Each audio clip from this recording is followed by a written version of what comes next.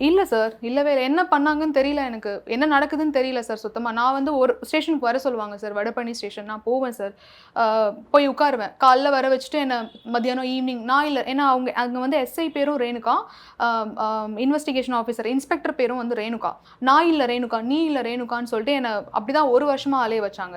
CSR போட 6 மாசம் sir. FIR file பண்ண 1 1/2 வருஷம் சார். சார்ஜ் ஷீட் ஃபைல் பண்ண சார்ஜ் ஷீட் எல்லாமே தப்பு சார். என்ன கூப்பிட்டு விசாரிக்கவே இல்ல சார். அவங்களா வந்து சார்ஜ் ஷீட் இத எழுதிட்டு சப்மிட் பண்ணிட்டாங்க சார் கோர்ட்ல.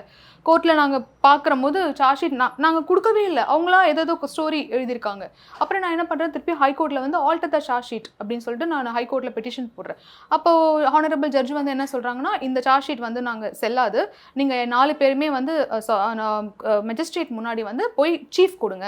அவங்க முன்னாடி எடுக்கிற இதுதான் வந்து ஃபைனல் சார்ஜ் ஷீட் அப்படின்னு சொல்லிட்டாங்க. அதுக்கப்புறம் திரும்பி லோயர் கோர்ட்டுக்கு வந்து அப்புறம் அந்த ஜட்ஜ் முன்னாடி வந்து நாங்க எல்லாருமே சீஃப் கொடுத்த உடனே தான் கேஸே வந்து ப்ராசஸ் ஆச்சு.